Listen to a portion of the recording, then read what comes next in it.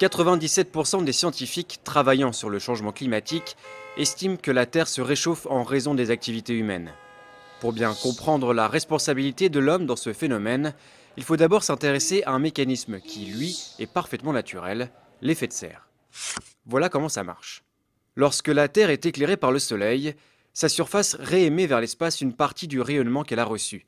Sauf que les gaz à effet de serre, comme le dioxyde de carbone, le méthane ou le protoxyde d'azote, retiennent une partie de ce rayonnement infrarouge émis par la Terre et lui renvoient, ce qui contribue à la réchauffer. Or, c'est justement cette mécanique que l'homme a déréglée.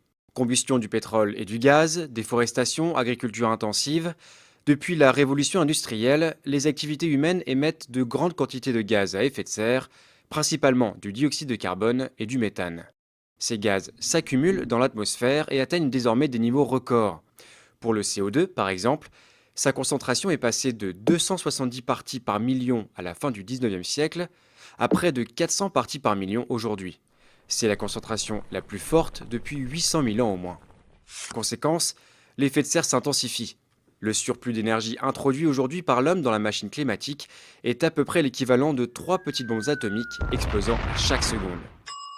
Et les conséquences sont dramatiques. D'abord, sur les températures.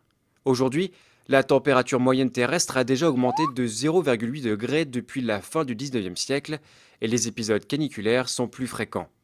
Les températures extrêmes, qui ne touchaient que 1% de la surface continentale terrestre, en concernent désormais près de 10%. En admettant que la concentration de CO2 double d'ici 2100, la Terre verra sa température moyenne grimper encore dans une fourchette comprise entre 1,5 degré et 4,5 degrés supplémentaires. Deuxième impact, le niveau des mers. Sur tous les continents, les glaciers d'altitude reculent et disparaissent. Les grandes calottes polaires du Groenland et de l'Antarctique perdent leur glace dans l'océan et contribuent à élever le niveau de la mer. Si la banquise antarctique voit sa surface augmenter légèrement du fait d'un renforcement des vents, la banquise arctique, elle, a vu sa superficie fondre d'environ 30% depuis les années 80.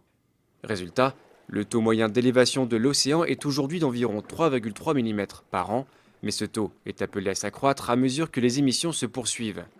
Déjà montés d'une vingtaine de centimètres en un siècle, les océans pourraient s'élever, dans le pire des scénarios, d'1 mètre d'ici 2100. Les petits États insulaires du Pacifique ou de l'océan Indien, comme les Maldives, seront les premiers à disparaître. Troisième élément directement touché par le réchauffement climatique, les précipitations. Dans les latitudes moyennes et hautes de l'hémisphère nord, les scientifiques s'attendent à davantage de pluie. En Californie ou dans le bassin méditerranéen, ainsi que dans toutes les régions déjà arides, ils prévoient des sécheresses plus longues et plus fréquentes, ainsi qu'une réduction du débit des fleuves. Le problème, c'est que les centrales thermiques et nucléaires sont justement refroidies par les cours d'eau. Ceci pourrait donc avoir des répercussions importantes sur la production d'électricité. Enfin, l'un des effets les plus méconnus et les plus inquiétants du changement climatique en cours reste l'acidification des océans. Le CO2 excédentaire se dissout en effet dans les eaux de surface et les rend plus acides. La rapidité de ce phénomène est inédite depuis 300 millions d'années et les scientifiques ignorent les effets qu'il aura d'ici à quelques décennies. Les coquillages et certains planctons qui constituent le socle de la chaîne alimentaire pourraient ne pas pouvoir s'y adapter.